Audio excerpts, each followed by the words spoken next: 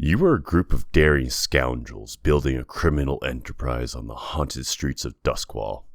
There are heists, chases, escapes, dangerous bargains, bloody skirmishes, deceptions, betrayals, victories, and deaths. This is Blades in the Dark. Finny and DG lead the way.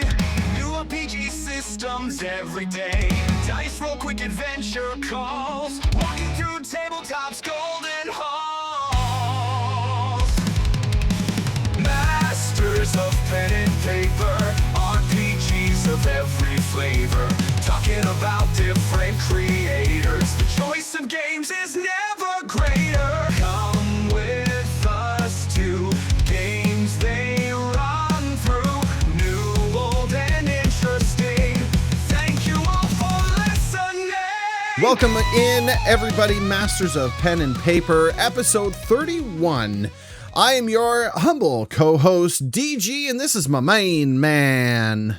Finny, how's everyone doing? How is it going? Finny, when I saw that Blades in the Dark was on the next episode, I was like, Finny's going to be so happy because this is Finny's BFF. This is John Harper himself. This is your thing, man. Like you are a big John Harper fan. I am. I like the way he writes. I like the way he designs his games and how he portrays them, and he sets it out. Like he's like, it's your game. Mm-hmm. Do what you want with it. Absolutely. Oh, by the way, here's a rough estimate of the rules and the descriptions of things, and have fun with it. Yeah, here's some stuff that you might need to play the game. You can use it if you want. It really doesn't matter. Exactly. Yeah, awesome. The concept of the game is really cool, and of course, being a John Harper game, this is a very hefty narrative game. This one is all about the story. They're all about the story, but this one's all about the story. This one's all story. Story is the main character in this one. Blades in the Dark is written, designed, and illustrated by one and only John Harper, the sole employee of 17 Designs. Makes sense. Yep. He did have a consulting designer named Straz Asimovic, as well as Sean Knitter as a development editor. Mm-hmm.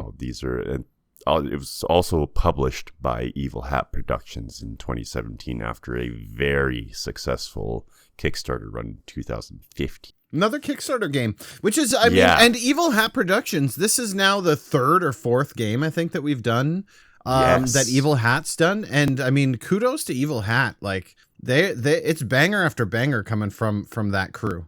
It sure is. And they keep punching them out. I still get emails from them. They're like, hey, we got a new one. And you're like, we got another game. As you pull your credit card out and hand it over again, right? Like, yes, sir. Again, narrative driven. Players assume the role of scoundrels, kind of like thieves, working smugglers, assassins, arcane tricksters. Yep. Sorry. Arcane tinkerers. Arcane tricksters is a whole different That's game. A completely different. Well, that's D&D has a component of that, but the tinkerers, right? The tinkerers. And the cool thing with the characters in this game is that you're playing like the underground English, crew that pulls the jobs. This is like Ocean's 11, here we come kind of thing. Maybe not that grandiose, but but it could be. Yeah, you've got the bag man, and you've got the guy who has to take the guards out, and you've got the guy with the brains, right? Like, it's really cool. Really cool. And you're working together to take your little crew, your little gang, and trying to survive this world of other gangs and factions warring through this whole thing. There can only be one at the top, right? And if everyone's only be one. That's right. If everyone's going for the king, then it's gonna be lonely at the top, kind of thing.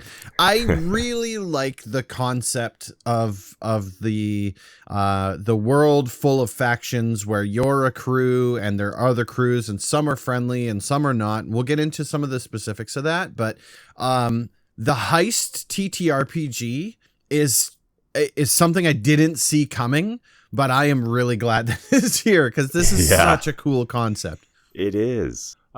Speaking of concepts, let's just get into Yeah, it's time to let's pull up the hood and take a peek underneath it here.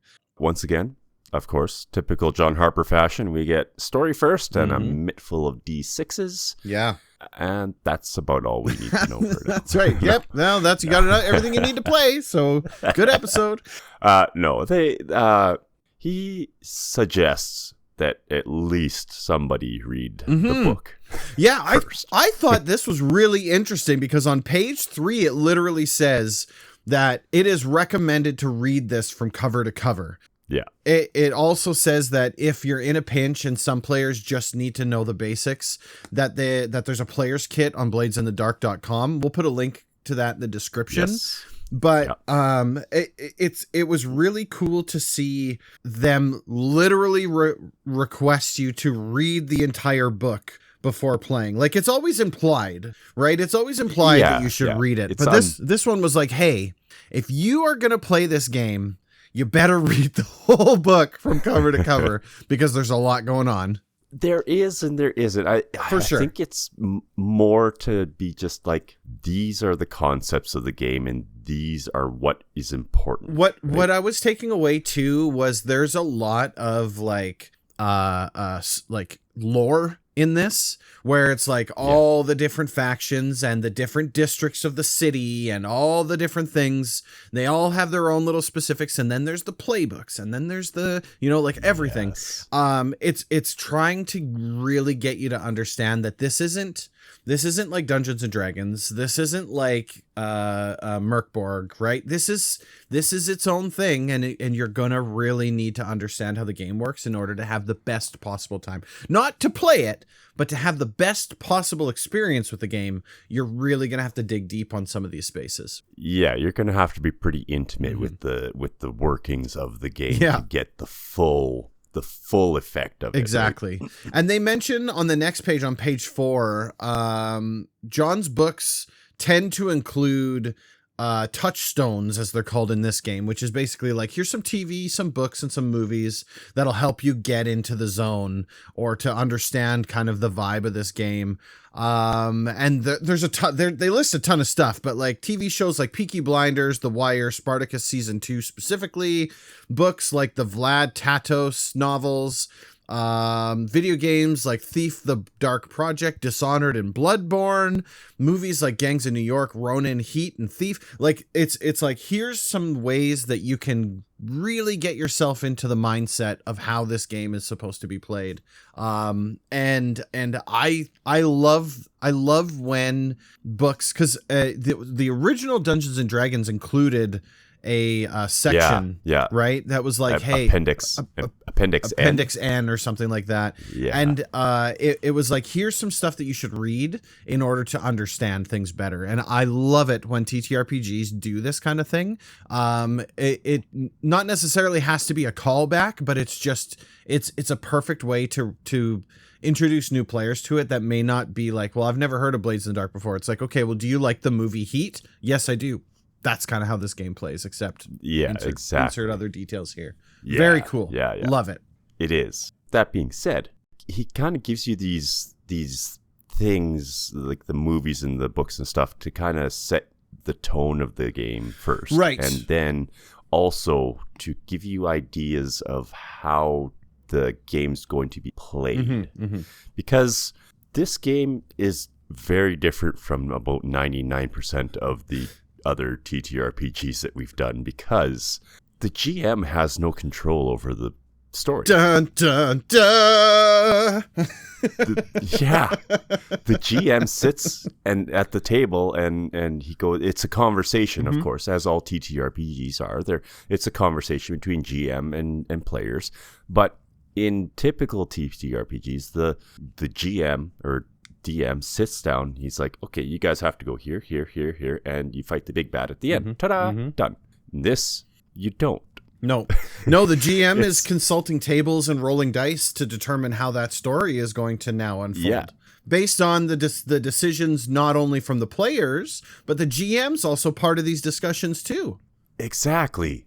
So it's this whole, and I'm a huge proponent of emergent storytelling. I love it. It is the coolest thing ever, and that's all that this game is. There's no sets like modules to pick up and play through. It's you do a heist. Things happen in a session, and things happen, and it increases your notoriety, your standings with certain factions, and it makes certain other factions mad at you, and cool. Things just continue to build and change, and just stuff happens, snowball, and get worse or better. It's such a cool concept. I mean, as always with every TTRPG, it's going to require the right crew to play with, but I love those types of changes in these games, because it's not the same as anything else. It's something different than a standard run kind of thing, right? Yeah. He does say in the book, the players have to be invested in this type of game. Yeah. They have to sit down and understand, hey, this is what this is. Let's do this. Exactly. And if they're not, that's okay. Yep. Because hey, that's all. It's all good. But you'll get the most of it out of that. If everyone's invested, you'll get the most. Everything's designed that way. You'll get the most out of this game if the players are super invested, right? They don't have to be super invested, but you won't get the most of this game, right? You'll start to see yourself shifting towards different game sets at that point. This one shines the brightest when all the players understand their roles, including the GM. And dig into those roles. Yeah, absolutely. So the dice system that we are using in Blades in the Dark is a D6 pool system. Yep. So this is similar to like Vampire the Masquerade with the D10 pools. You get for skills and stuff, you get to add to your pool of dice and roll them all.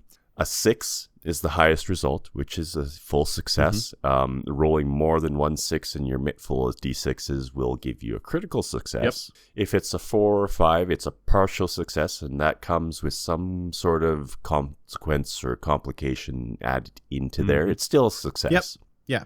And then 1 to 3, if you roll 4 D6s or 5 D6s and you get nothing but a 3 or lower, it is a bad outcome.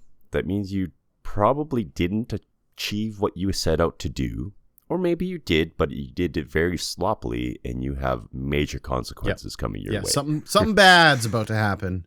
And it's designed this way because the median dice roll is going to be a 4 or a 5. Yes. Right? You're far more likely to see a 4 or a 5 than you are a 6 or a 1 to 3 kind of thing. I mean, it's going to happen, obviously, because that's just how dice work. Oh, yes. But it's on the whole, you should expect to see the majority a 4. Somewhere between 4 and 5. Yeah.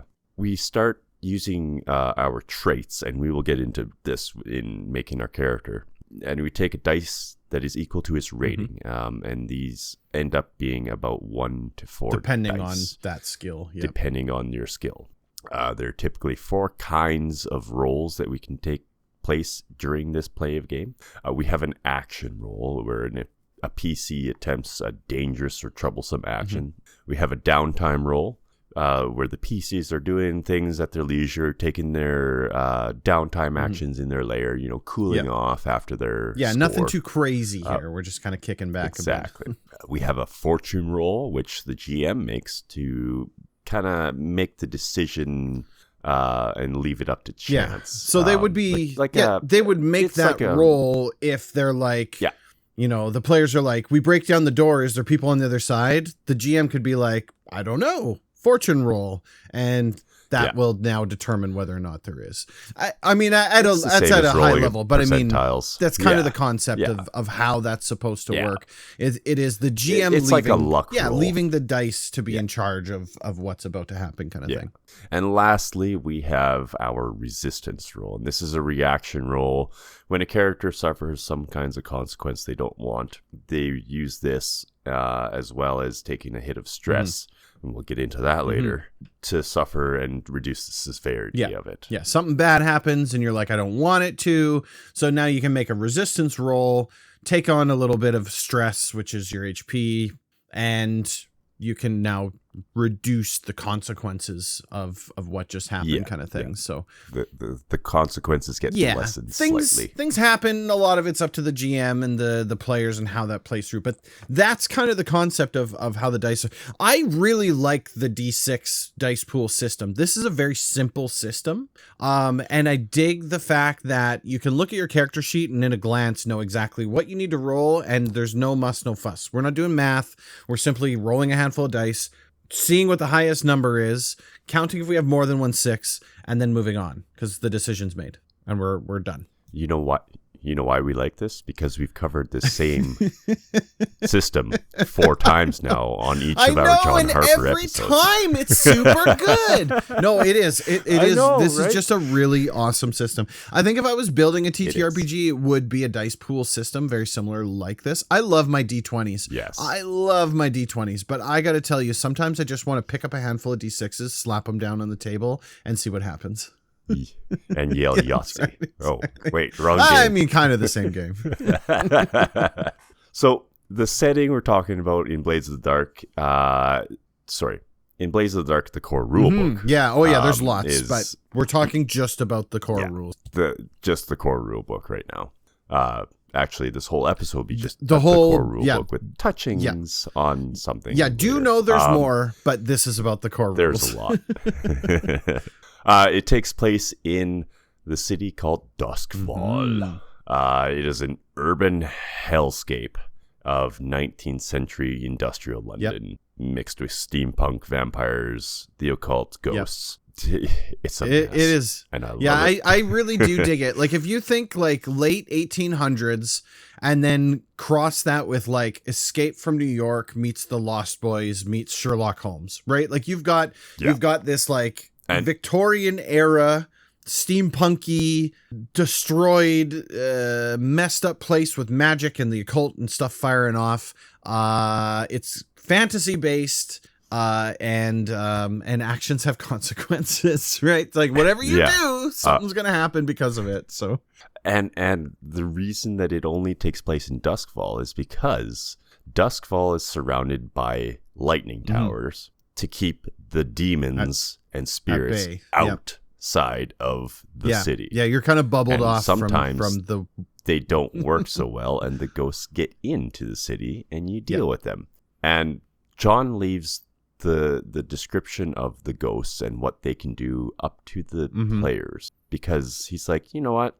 It's your game. You have way more creative juices than I can put into a book, so go Absolutely. for it. He kicks the door wide open. And there's so many other things in here too, right? Like, for example, the city is powered by the blood of these massive demonic beings in the Void Sea, and that's kind of that outer area, right? Yeah. And there's groups of people called Leviathan Hunters, and they set out on these giant metal ships to harvest their blood.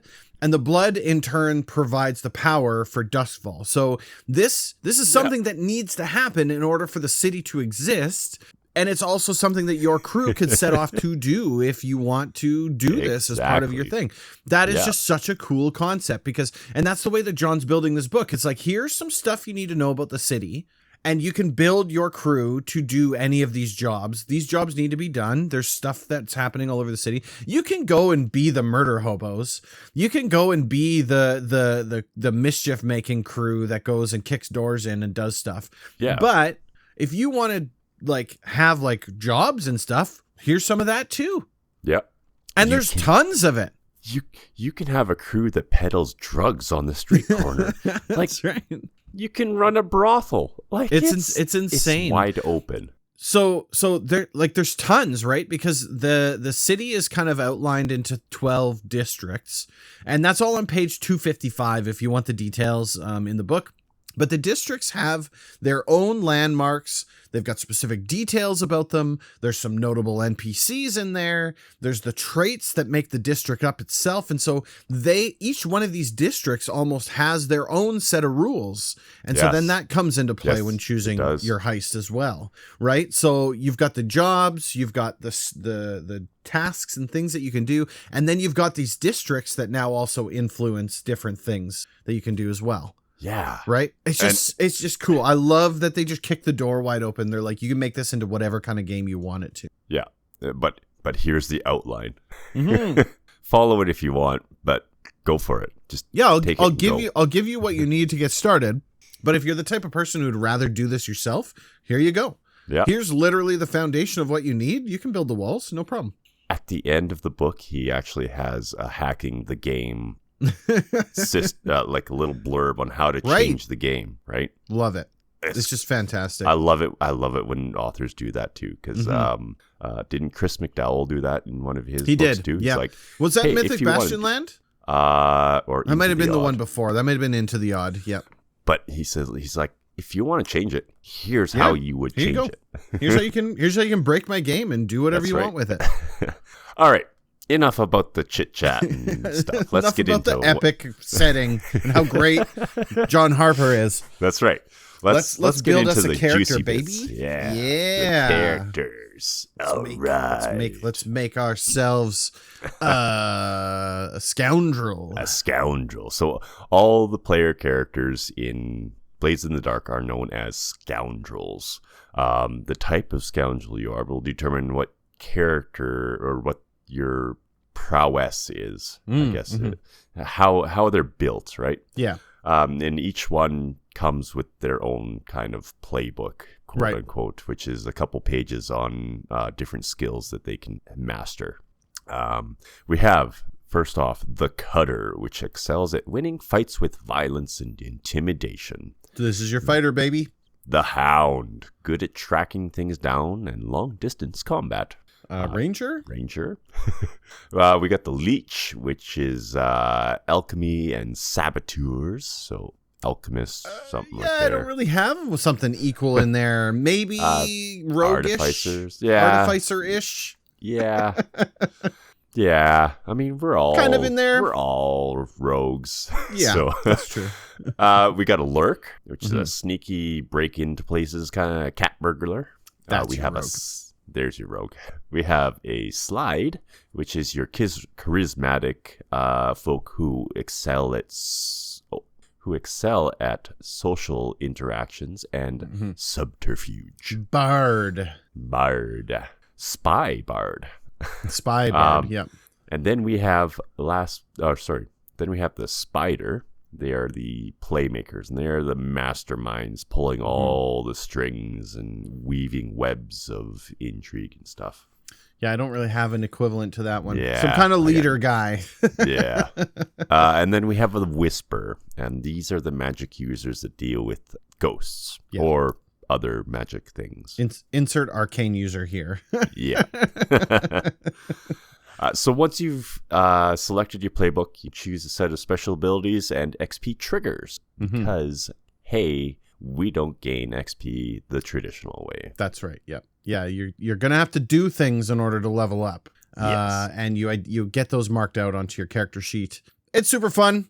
It's it's your game. If you want to dish out XP via points, go for it, right? But the game's not really designed that way. It's more designed on telling a story, and that's your entire character sheet is built around that concept. You're going to not only build your character up, but you're going to build out why your character exists, why they're in this group, what they're trying to accomplish, what their end goal is going to be, et cetera, et cetera, et cetera. And he's building here on Lady Blackbird from here. That's right. Yes. Because if you hit your certain things, you got the XP for that, as if you were doing things your character would do, right? That's right. Yep. The playbook is also going to tell you how the other scoundrels will see you, how they think about you, because I believe whispers are like over there. They're weird. Yeah. They're weird. Yeah. And for anyone that's following, if you want to check out the playbooks, they start on page 61. They go through in that area. You can flip through, but we're just kind of talking high level on building a character. Yeah. We're not going to get into the specifics of the actual characters themselves. We don't have time to run through 300 pages of a rule book just so you guys can not read it. Yeah, for we us. want you to go and buy the book. You got to support Mr. Harper. He needs us to buy more books. Right? Yes. our dear friend, Mr. Harper. Our dear friend John Harper needs you to buy more books so he can continue making great TTRPGs. So that we can keep doing this podcast, which we're going to change to the John Harper podcast. How this is a very, very selfish way of thinking about things. But yeah, no, I mean, we won't go through those specifics, but I would recommend grabbing a copy of the book and doing so. Very cool. They're laid out really cool. After you grab your playbook, you will select a heritage, which describes your lineage. These are more details about people and places on page 308. Yep. And you'll choose a background which outlines what you did before you joined the crew. And this will give you some background skills that a set of skills that you're very good with. Yeah, storytelling. We're building that character out. You're going to need to know all of this stuff because it's going to come into play during your game. So, because how are you going to level up if you don't get the XP from doing the thing that you did in your... Exactly. That's just... next, we're going to assign 4 action dots. Now, you will notice that 3 have already been placed, so you'll add 4 more, making a grand total of 7. So, at the start of the game, no action can be more than 2 dots unless otherwise told by the game, but the game recommends you put a dot in that reflects your heritage and another that reflects your background, and then 2 wherever the heck you want. That's right. You can do what you want with it, but again, storytelling, right? Like they want you to be able, these are gonna eventually be your dice in your dice pool. Yeah. So these dots are going on your trait. Yeah. And so you're going to want to have pool. Some points in this space for your heritage and for your background, because when that eventually comes into play during the game, you're probably going to want a couple extra dice to roll in that pool so that it makes sense that it was actually something you did in your past. Yeah, if you're building a cutter that excels at fights with violence, you don't want to be adding stuff into magic. Exactly. Yeah. You can.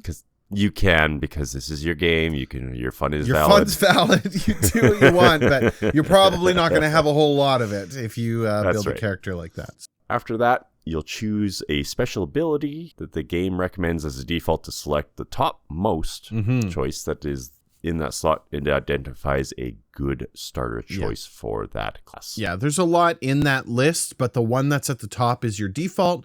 So if if all else fails, just take the one that's already slotted in at the top there and move on to the next step. Easy peasy. You can, once you've played through this and you've built a character, you're going to build a few characters. That's just kind of how this game works. You can select other stuff, but I would recommend your first playthrough, follow the book's recommendation to take that default choice. Yeah.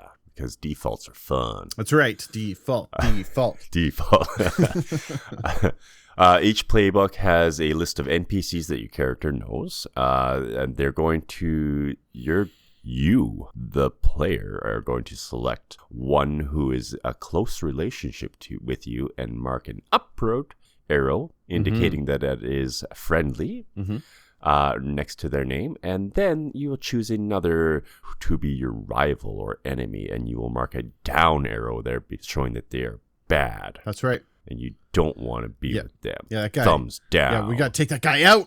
Yeah. We're going to steal from that guy. He's bad. Or, he's going to come get you. Or we already stole from him, and that's why he's bad. Bingo. Storytelling.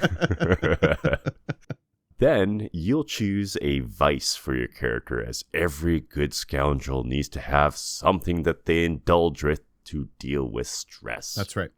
This is how you de-stress. Yep. You go back. You take a hoot on your hookah. If you've played the game Darkest Dungeon, this is how that works, right? Your character goes out, they do their thing, they come back, they've got stress, they have to relieve that stress in a manner of different methods. Yes. One of those things is this character's vice. You have to identify now what that is. You'll choose from a list and describe it online with the details and the name and the location of your vice purveyor in the city. The book lists gambling, Sprague's dice game in Crow's Foot as an example. So your character, if you took gambling, Sprague's dice game in Crow's Foot, you'd have to go to the Crow's Foot Tavern, find Sprague's game, sit down, play a dice game with him, and probably lose money because gambling's bad and nobody ever wins. You'll also lose some stress. Yes. Because you're having a great time with our good best friend Sprague. Sprague's just trying to make some money out in Crow's Foot. It makes sense. It does. I mean, it really does make sense. And he's there to make your money. That's right. He's trying to cash in on you. There's more vice purveyors on page 299. So fill your boots, go down the list, find something that kind of hits the right spot for your character. Something that tickles your fancy. And away you go. You can make this up too if you want to have a conversation with GM and you can get it all sorted out. Again, the GM in this is a player as well. That's right. They are not a story driver. They are a story guider. That's right. They're simply just... Well, no. They're not even a story guider. They are They control the bad guys. Yeah, basically. That's all they do. There's some stuff. They have final say on things. They're the typical GM stuff is still in here, but the GM is not the storyteller. The table is the storyteller, right? We as a group tell the story. Yes. We are not listening to a story. We are in the story, kind of so. We are the story, yeah. Finally, you'll put down your name, your alias, and your look, and you will review your sheet because you're done. Ta-da! Boop, boop, boop. Congratulations, you now have a character that is ready to die in Doskvol.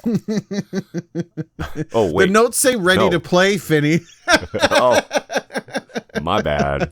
But you are correct, though. Also, as a note, you have access to all the items listed in your character sheet. You'll need to decide on your character's loadout because it's going to change during each operation.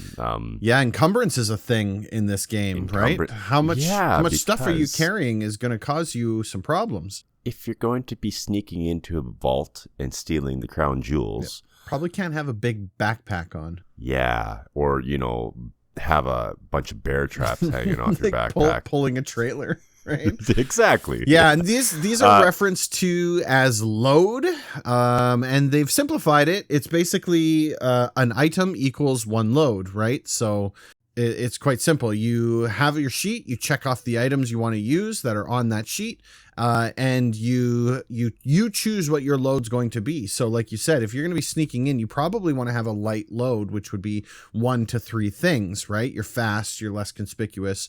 4 to 5 is considered normal. You just look like a scoundrel.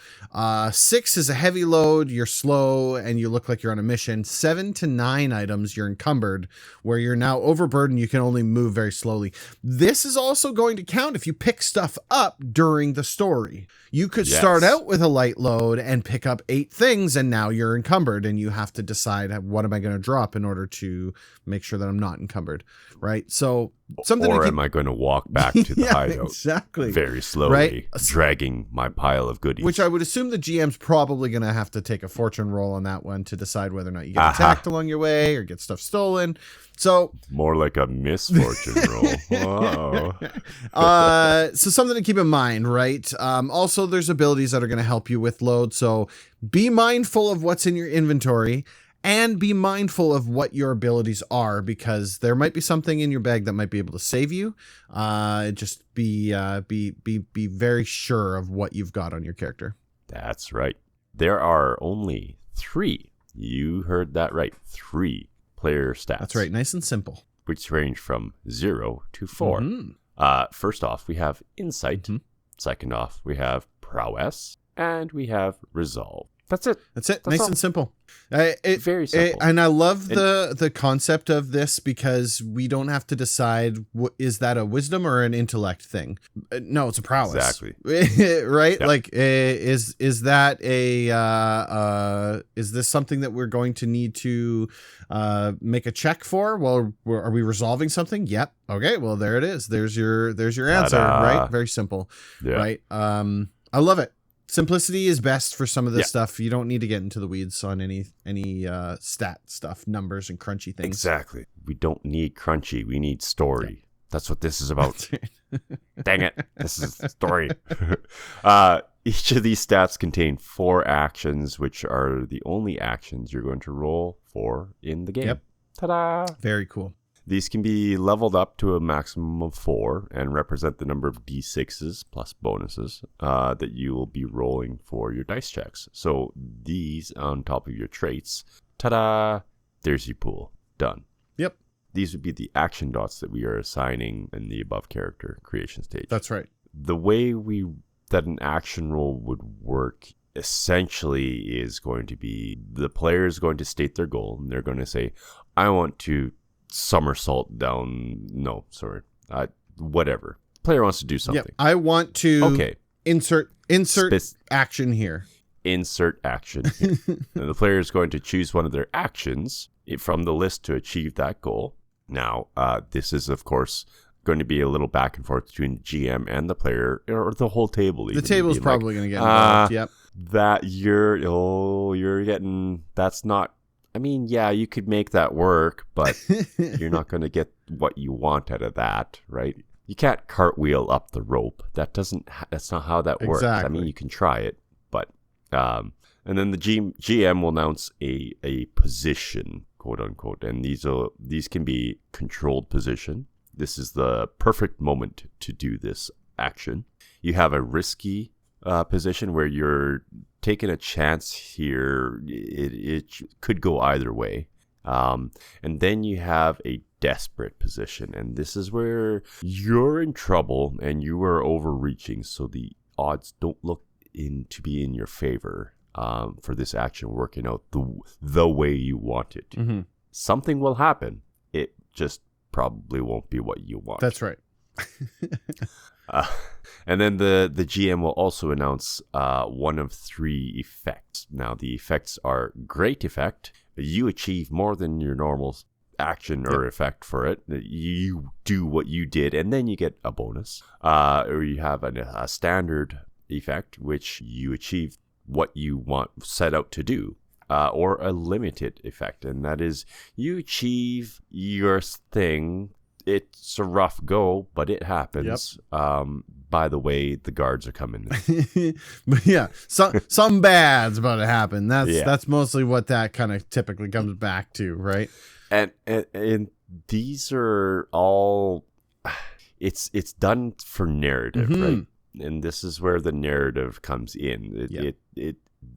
It sounds like the table sitting there and they're going back and forth over. Like, okay, I've made my check. You have a control position with standard effect. Exactly. Well, it's all happening as the story's being explained, right? So it's kind of fluid motion.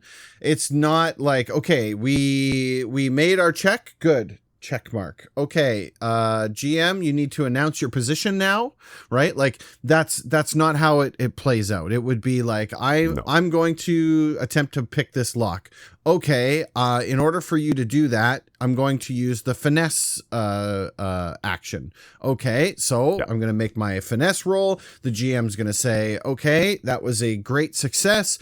The door picks, the door opens, and on the other side of it, there's a treasure box. Or if you fail it, ta-da, you break your pick in the lock, and you can hear the guard coming down the hallway, right? Like that is kind of how that would play out. It's not like check the boxes as it goes, but there isn't really an easy way to explain this, I don't think, right? Like in order to really get the concept, you have to understand the mechanics of it so that you can paste the story over top of it, basically. I'm going to say that the first few encounters are going to be pretty robotic. Yeah, you'll follow the instruction manual a little bit on that one, but yeah. But after a few goes at it, it'll become a lot more fluid, and it'll just be boom, boom, boom, boom, boom. Exactly. So, but yeah. We add bonus dice. You can add extra dice by taking on stress and getting help from a partner or accepting a devil's bargain, which has a list of consequences you'd take in exchange for adding another dice to your pool. Yeah, how bad do you need to make this success? Because it might be worth trading your arm for it, kind of thing, right? Like, how badly do you need that lock open? Before the guards get here. And then you roll the dice. You'll count them up. See if you have any 6s or multiple 6s or 4s or 5s or whatever, and you will narrate together with the GM and the party together and see how it all plays out. And this is where the GM doesn't know That's what's right. happening. Yeah, the key word there is together, right? This isn't the GM Yes. telling you what's happening. The table is deciding what's happening. As a group, we are making these decisions and we're moving forward. So DG could be like, yeah, I picked the lock. And I go, Finny as the GM goes, yeah, you do. Let's go. But wait, what happens when you get that lock open? And DG goes, wait, oh, I know. The guards are coming, so we got to hurry up and hide now. Bingo. Let's go. Yeah. Done. Yeah, we all build the story, which I really think is the right way to do these kinds of games. It's very much, if you're going to be very heavy narrative, you have to involve everyone around the table to keep them invested in the game, right? Yeah, because if you're doing the heavy narrative and one person is narrating, that's not narrative driven. That's listening to a storybook. Yep. Yeah, and that's less fun than doing this. That's right. We've been talking about the concept of stress for a little while here, Mm-hmm. and we are finally getting to it. Stress is this game's kind of version of Sort HP, of, yeah. more or less. Yeah, it's mucky because they're not really. Yeah, you don't really have but, HP. This is the closest thing there is to it. Yeah, it's one damn thing. That's right. Stress identifies your harm levels and again can be spent to buy dice or get a better effect if you so choose to. If you fill up all of your stress, you start taking on permanent trauma. Now, once you've accumulated 4 traumas, you're done. Yeah, you're game over for you. Yeah. Your character either dies off, retires, or there's one more little thing. The table, if they so choose, the whole table, can have your character come back as a ghost. Yep, that's true. That is a thing. Yep. Yeah, if you do happen I don't know to how die, you're not necessarily done completely. If the table agrees and it makes sense, you can come back to the game as a ghost, a hull, or a vampire, and they all have their own books. So you trade your handbook for another handbook, and you're right back into the whole thing again. Yeah, it's cool. I really like that. part. It gives you an option to not. To not have to give up on your character, right? You get there by, there's a severe form of damage your character can take in the form of harm, which your character has allowance for 3 levels of harm. And they go from lesser to greater, basically, or to severe, and then fatal. If you have a 3rd level of harm and you take another 3rd level harm, you're done. That's a fatal one, right? So these would be things like you've got a busted leg, or you've been completely drained of energy, or you've been beat up or something like that, right? Like you lost an arm. Yeah. So as you kind of go through that, you gain these levels of harm, and then you kind of need to get that dealt with. So there's a couple different systems at play that would make up things like your HP or your stamina or your energy or whatever you would call it. And so that's really cool. But again, hey, if you die, maybe you wanted to be a ghost all along, and you can kind of work your way through that.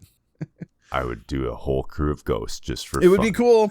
I'm not gonna lie, it would be really, really cool. Yeah. If you're running a long form game instead of a one shot, which this would be really fun for one shots. This would be really fun for a one shot. Yep. It would also be really fun for a long campaign. The long campaign would be great if you have a very tuned in crew, committed right? table. Yeah, it would take. I think it would take a lot more than just your standard run of the mill D&D group. You would need a group that would be very heavily committed. We're talking about keeping track in a wiki kind of thing, because you've got such heavy story that's involved with this game that if you're going to have this long form, you're going to have to go for a while. Yeah. But it would be really The cool payoff would be worth it. but do understand that. Sorry. If you're running a long form game instead of a one shot, you'll set up your crew. Mm-hmm. And this represents your gang as its own playbook. It has its own playbook. Yeah, your crew is a player. Your crew is something that everyone at the table plays.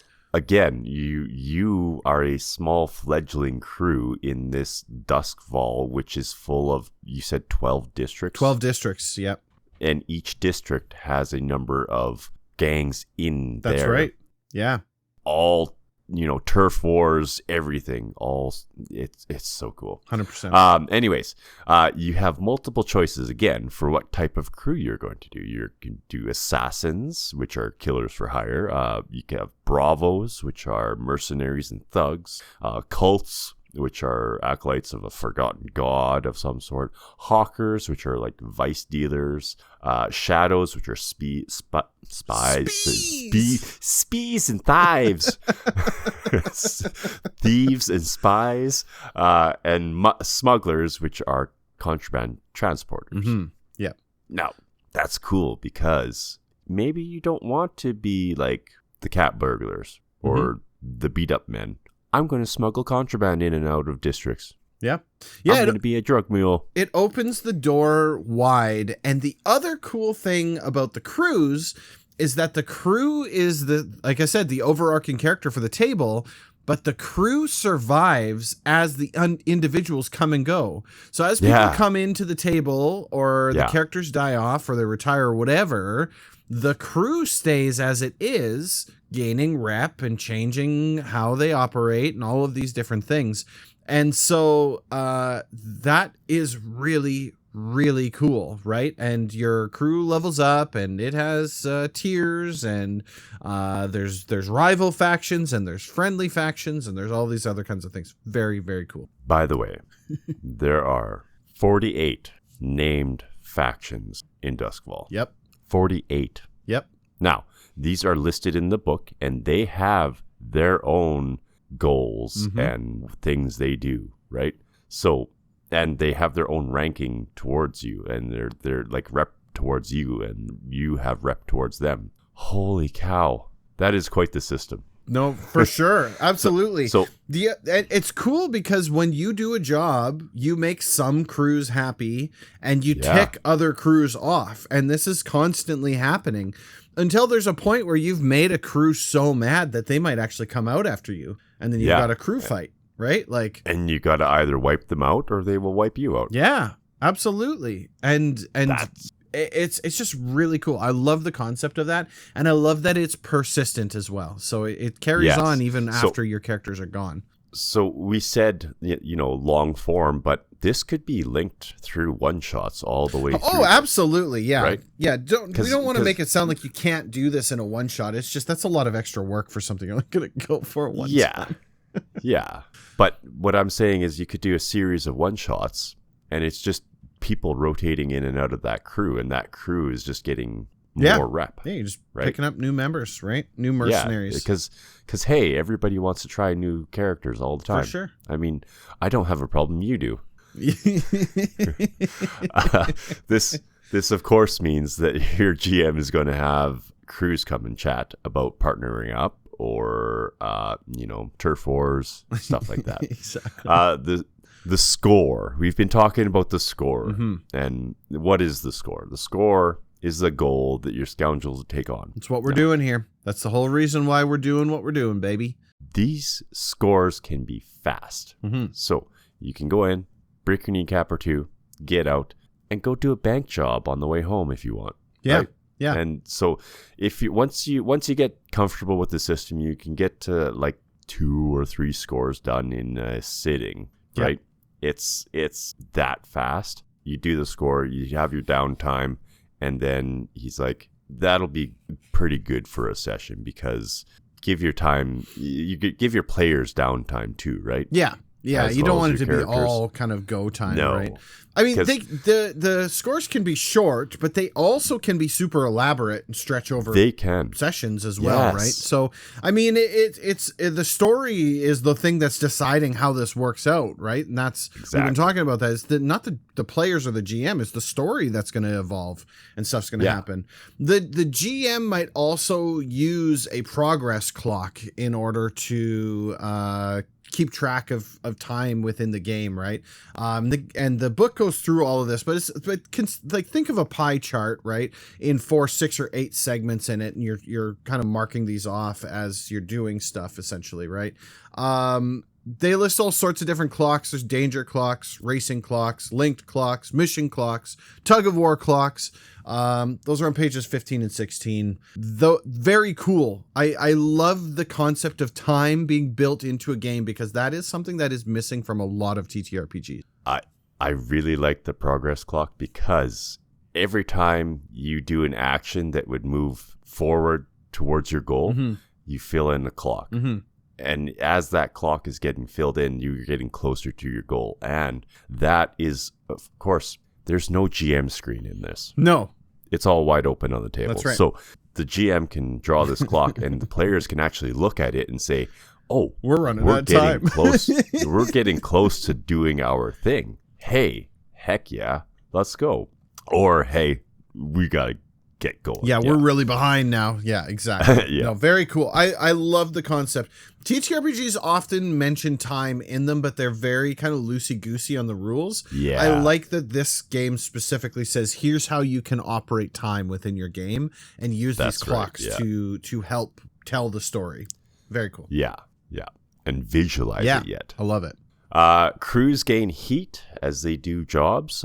This represents the crew's HP, which can boil over into wanted levels. Think GTA style. Yeah, you little stars. The more heat that you have, the more people are after you. The more you've got to kind of hide and let things cool down. Yeah, the more downtime you got to take. Yeah. As they this works the same way as stress and trauma. Yeah. There is your stereotypical GM stuff. Here's how to run your game. Here's how yada yada yada. That is on page 187. Yep. I would definitely recommend going in there and reading through the section. While it's a stereotypical, here's how you GM. Keep in mind, the GM doesn't do normal GM stuff in this game. So yes, the GM is helping to tell the story and they're working through here, but they make very specific changes. They're having you ask more questions than tell more answers sort of thing, right? So that's kind of the mindset that you want to get into.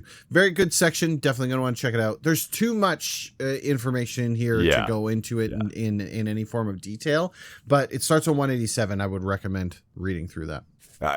We'll just touch that again. The GM asks a lot of questions. They don't tell the player, hey, roll a finesse roll. No, they don't. They say, how are you going to do that? That's right. Yeah. And the player says, I'm going to use finesse. And the GM goes, okay. Yeah. Now we got this. Now we know what we're doing. They don't call for checks. They don't do any of that. For sure. Right? That's why it's your stereotypical GM section, but it's the stereotypical GM section for Blades in the Dark, game. Which is not your stereotypical GM. Yeah, some of the stuff you're gonna be like, oh yeah, I've GM before. This is not a big deal. But it's a very cool section. I would definitely, if you're gonna run this game, you're gonna want to be very comfortable with this section. Yeah, but that's about it. Yeah, there's all sorts of other stuff in the book. Factions, NPCs, the cities, the playbooks, how to play the game, the indexes, the tables, all the stuff. Check the book out. I would definitely recommend you picking up a copy of it because this is a really cool game. Very cool. It is. That's it. That comes to the end. DG, how are you feeling on Blades in the Dark? So yeah, I really dig John Harper games. This setting is really cool. I like this setting.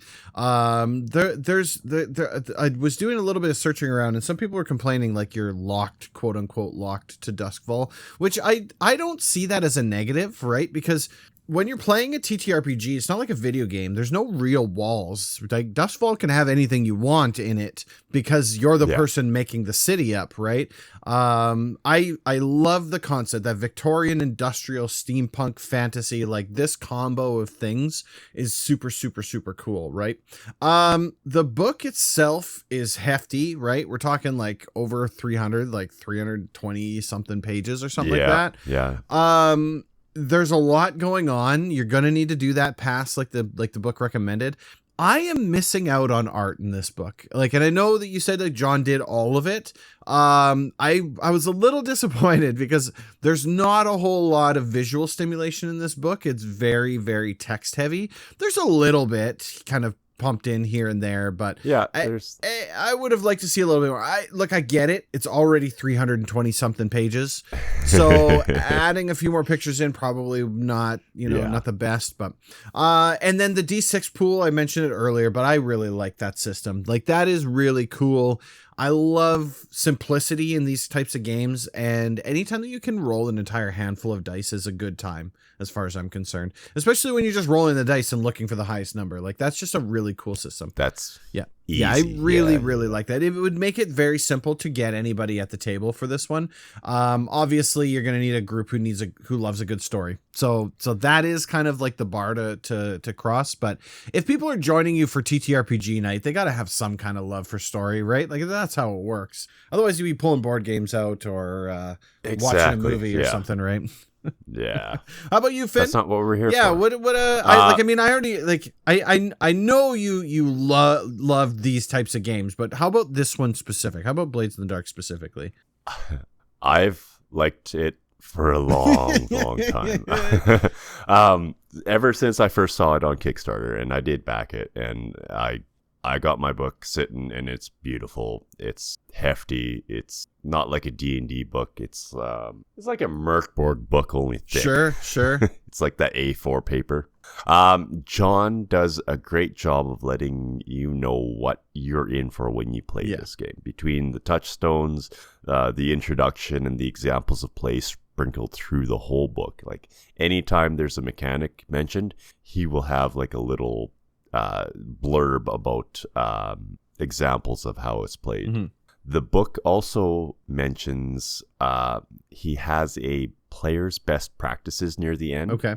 And that is things that they found when they were playtesting it with his group as he was running it.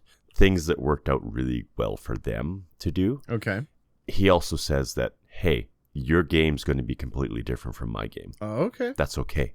And it's going to be different from the next game you play with the next table, because it always is going to be a little different. At the end, it boils down to the table playing the game, not the GM versus the players or the GM leading the players. Right. It's about emergent storytelling, rolling with the punches. I know emergent storytelling isn't for everyone, but it is for me. Sure. And I'm all in. It's a great game. I mean, I see a lot of awesome stuff in this game. I'm positive that we'd have an awesome time with it. And very, very cool. Great game. I will say, through the Kickstarter, there was a whole slew of stretch goals. And I'm sure it wouldn't take much Google foo to find these. They have everything from playing as the cops. Okay. In Doskvol to dungeon delving with magic and swords. Oh, that is cool. All sorts of different hacks. Yeah, I like that. It's very cool. That's neat. But yeah, that's it. That's it. all. That's all. So that's it for Blades in the Dark, Finn. That means one thing, and that is that it is time for us to jump on into the post pod. The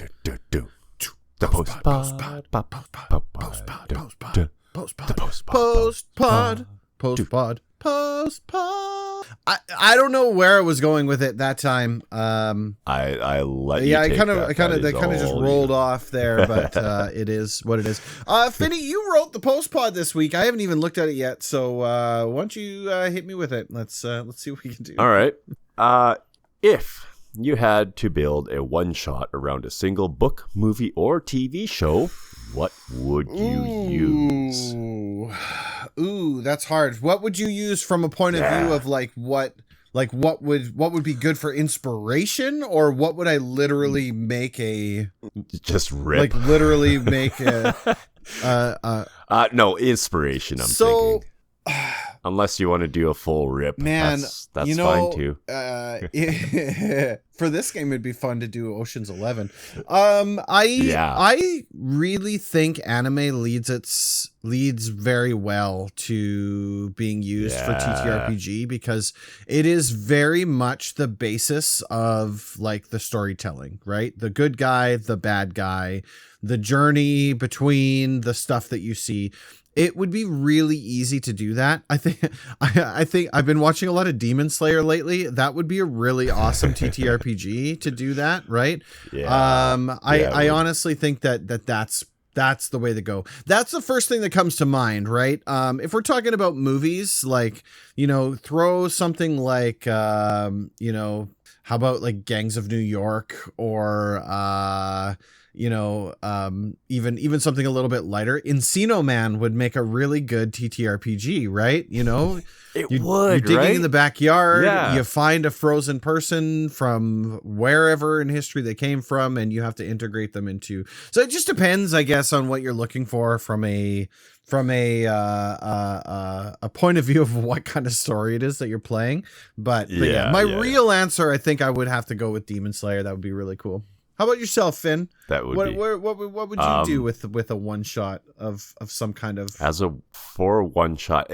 I'm having the same difficulty you are trying to pin something down because it depends on the system. Sure.